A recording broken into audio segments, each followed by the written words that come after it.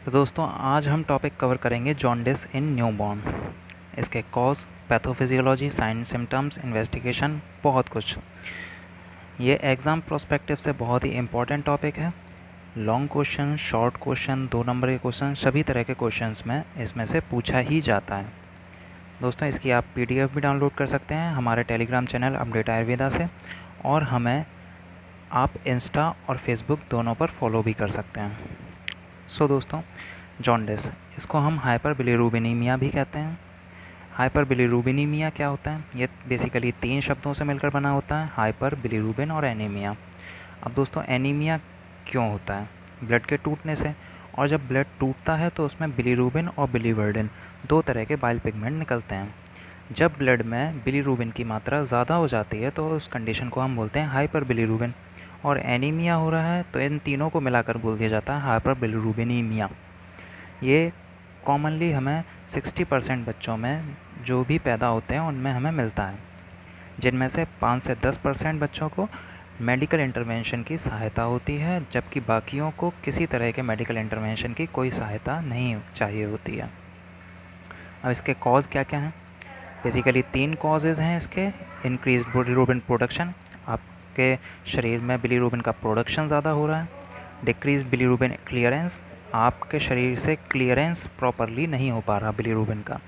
Increased एंटेरोहेपेटिक circulation, एंटेरोहेपेटिक का मतलब हो गया, entero means intestine, hepatic means liver, तो जो इनके बीच का सर्कुलेशन है वो बढ़ गया है। तो बेसिकली इसमें हमें 2 तरह की जॉन्डिस देखने को मिलती है, ब्रेस्ट फीडिंग फेलियर जॉन्डिस और breast milk jaundice. Increase bilirubin production और डिक्रीज बिलीरूबिन प्रोडक्शन में भी हमें कई तरह की जॉन्डिस देखने को मिलती है। अब दोस्तों डायग्नोसिस पर्पस से हमें देखने को मिलता है कि अगर हमें जॉन्डिस 24 घंटे के अंदर देखने को मिल रही है तो वो हीमोलाइटिक डिसऑर्डर जैसा कि G6PD या टॉर्च इन्फेक्शन, ये बेसिकली मल्टीपल इन्फेक्शंस एजेंट का कंबाइंड इन्फेक्शन होता है ये टॉर्च। तो ये इन 2 कारणों की वजह से हमें शुरुआत के 24 घंटे में जॉन्डिस देखने को मिलती है। सेकेंड डे से थर्ड वीक तक अगर हमें जॉन्डिस देखने को मिल रही है तो उसमें फिजियोलॉजिकल कॉज हो सकते हैं, ब्रेस्ट मिल्क की वजह से हो सकती है, सेप्सिस की वजह से हो सकती है, और भी ये सारे। अपीयरेंस और परसिस्टेंस आफ्टर थर्ड वीक, अगर हमें थर्ड वीक के बाद भी जॉन्डिस देखने को मिल रही है तो उनके ये कारण हो सकते हैं, जैसे कि breast milk, hypothyroidism, pyloric stenosis, cholestasis. अब दोस्तों देखते हैं फिजियोलॉजी ऑफ बिलीरूबिन मेटाबॉलिज्म, क्योंकि सारा जो मसला है वो आके अटकता है बिलीरूबिन पर। तो उसकी फिजियोलॉजी क्या है? क्योंकि फिजियोलॉजी में जब कोई दिक्कत होगी, उसका हैम्पर होगा, तभी पैथोलॉजी डेवलप होगी और तभी जॉन्डिस डेवलप होगी। तो बेसिकली हमें क्या देखना है? Physiology of bilirubin metabolism. ये इस टॉपिक का सबसे इम्पॉर्टेंट पार्ट है। ये आपके पैथोलॉजी में और आपकी फिजियोलॉजी में दोनों सब्जेक्ट्स में काम आएगा। इसको बहुत ही ध्यान से समझने की कोशिश करिए। तो दोस्तों, बिलीरूबिन का मेटाबॉलिज्म स्टार्ट होता है आरबीसी से। आरबीसी में हीमोग्लोबिन होता है, ये बात हम सभी जानते हैं। हीमोग्लोबिन के 2 पार्ट होते हैं, हीम और ग्लोबिन।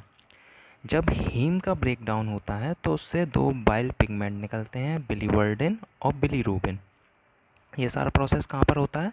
रेटिकुलो एंडोथीलियल सिस्टम में। अब ये बिलीरूबिन एल्ब्यूमिन से अटैच होके ब्लड स्ट्रीम में आता है। ये बिना एल्ब्यूमिन से अटैच होके ब्लड स्ट्रीम में नहीं घूम सकता। एल्ब्यूमिन क्या होती है? एक प्रोटीन होती है। अब ये ब्लड स्ट्रीम के थ्रू जाता है लीवर में। लीवर में जाके यूडीपी ग्लूकोरेनिल ट्रांसफरेज एंजाइम की सहायता से इसका होता है कॉन्जुगेशन। इससे पहले का जो बिलीरूबिन है वो है अनकॉन्जुगेटेड बिलीरूबिन। अब लीवर में हो गया इसका कॉन्जुगेशन। इसके बाद जो बिलीरूबिन निकलेगा वो कॉन्जुगेटेड बिलीरूबिन होगा। अब लिवर से ये 2 पार्ट में डिवाइड हो जाता है। एक तो सीधा जाता है यूरिन में। कैसे? लिवर से किडनी, किडनी से यूरिन। बाकी का जाता है कॉन्जुगेटेड बिलीरूबिन इंटेस्टाइन में। इंटेस्टाइन में जाके ये कॉन्जुगेटेड बिलीरूबिन यूरोबिलिनोजन में कन्वर्ट होता है। अब ये यूरोबिलिन और स्टर्कोबिलिन इनमें कन्वर्ट होता है और फिर ये फीसिस में निकल जाता है। बाकी का यूरोबिलिनोजन एंटेरोहेपेटिक सर्कुलेशन में आ जाता है। एंटेरोहेपेटिक सर्कुलेशन मतलब इंटेस्टाइन और लिवर इनके बीच का सर्कुलेशन। तो ये है पूरा प्रोसेस बिलीरुबिन के मेटाबॉलिज्म का। ये बहुत इम्पॉर्टेंट है, इसको आप ज़रूर ही याद करिएगा। अब आते हैं दोस्तों फिजियोलॉजिकल जॉन्डिस पे। फिजियोलॉजिकल जॉन्डिस क्या होती है? ये न्यूनेट्स जब उसका सिस्टम हैंडल नहीं कर पाता इंक्रीज बिलीरुबिन प्रोडक्शन को, इमेच्योर होता है, तो उसको हम बोल देते हैं फिजियोलॉजिकल जॉन्डिस। ये शुरुआती 24 से 72 घंटे में दिखाई देती है हमको, और इसमें लगभग ज़्यादातर केसेस में टोटल सीरम बिलीरुबिन मतलब TSB ये जाता है 6 से 8 मिलीग्राम पर डेसीलीटर तक।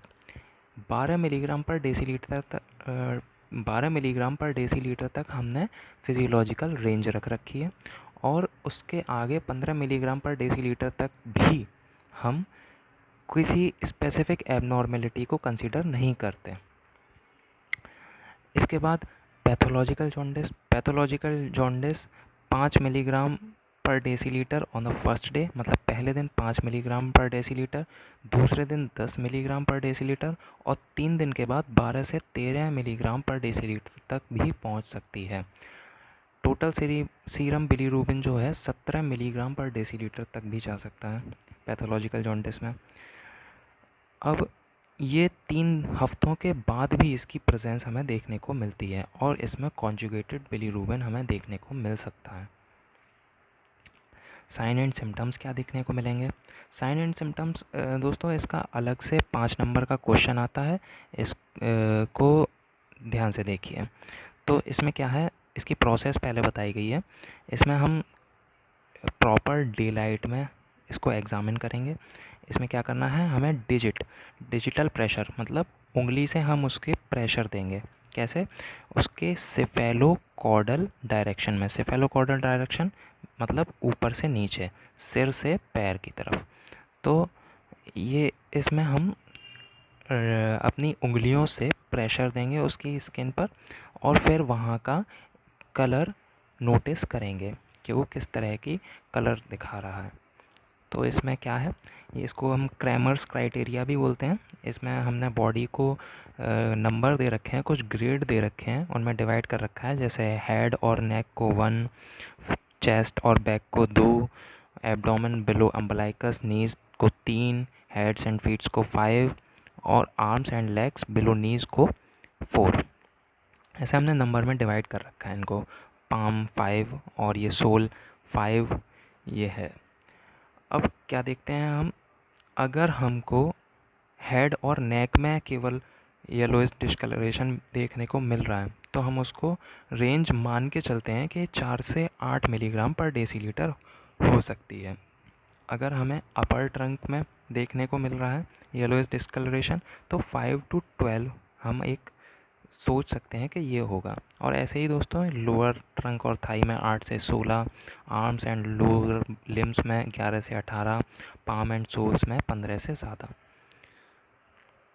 इन्वेस्टिगेशन में हम सीरम बिलीरुबिन देखते हैं, डायरेक्ट और इनडायरेक्ट। ब्लड ग्रुपिंग करवाते हैं मदर और चाइल्ड की, ताकि हमें ये देख सकें कि कोई RH इनकम्पेटिबिलिटी की वजह से जॉन्डिस तो नहीं है। बाकी डायरेक्ट कॉम्स टेस्ट भी कराते हैं इन्फेंट में, इनडायरेक्ट कॉम्स टेस्ट भी कराते हैं मदर में अगर वो RH नेगेटिव है। हेमाटोक्रिट कराते हैं, पेरीफेरल स्मीयर फॉर RBC कराते हैं। ऐसे ही दोस्तों ये सारे इन्वेस्टिगेशन हम लोग कराते हैं। तो दोस्तों मैनेजमेंट में सबसे अच्छा फिजियोलॉजिकल जॉन्डिस का मैनेजमेंट है फोटोथेरेपी। फोटोथेरेपी में क्या होता है दोस्तों, इसका स्ट्रक्चरल आइसोमराइजेशन करते हैं हम। किसका? बिलीरुबिन का ल्यूमिरुबिन में स्ट्रक्चरल आइसोमराइजेशन करते हैं, मतलब उसका स्ट्रक्चर हम कन्वर्ट कर देते हैं, उसका आइसोमर बना देते हैं, तो वो कम हार्मफुल हो जाता है हमारी बॉडी के लिए। फोटो आइसोमराइजेशन कराते हैं, more toxic to less toxic isomer, मतलब ज़्यादा टॉक्सिक आइसोमर से लेस टॉक्सिक आइसोमर पे हम उसको कन्वर्ट करते हैं। फोटो ऑक्सीडेशन कराते हैं। फोटो ऑक्सीडेशन मतलब bilirubin to small polar products, मतलब बड़े प्रोडक्ट को हमने स्मॉल पोलर प्रोडक्ट्स में कन्वर्ट कर दिया। अब इसके एडवर्स इफ़ेक्ट क्या हैं? इससे हमें ब्रॉन्ज बेबी सिंड्रोम देखने को मिलता है, रेटिनल डिजेनरेशन हो सकता है। ये दोस्तों ग्राफ है उसका फोटोथेरेपी का। तो इसमें बताया गया है टोटल सीरम बिलीरूबिन जैसे जैसे बढ़ता जाता है वैसे ही ये इसका जो ग्राफ का कर्व है वो हम बढ़ाते जाते हैं। मतलब कितनी हमें फ़ोटोथेरेपी देनी है वो भी हम धीरे धीरे बढ़ाते जाते हैं। बस एक लेवल के बाद 20 के बाद आप देखेंगे ये जो कर्व है ये फ्लैट हो जाता है। तो बस इतना ही इसमें इम्पोर्टेंट है कि आप ये ग्राफ देख लीजिए कैसे जा रहा है, ये क्या पैटर्न है इसका। बाकी इतना ज़्यादा एग्ज़ाम में नहीं पूछा जाता। अब इसके और भी ट्रीटमेंट हैं, फार्माकोलॉजिकल थेरेपी। इसमें हम IVIG यूज़ करते हैं इन इन्फेंट विद हीमोलाइटिक डिजीज़, जिनमें हीमोलाइटिक डिजीज़ होती हैं जैसे कि RH और ABO इनकम्पेटिबिलिटी, जैसे कि इरिथ्रोप्लास्टोफिटालिस में देखने को मिलता है।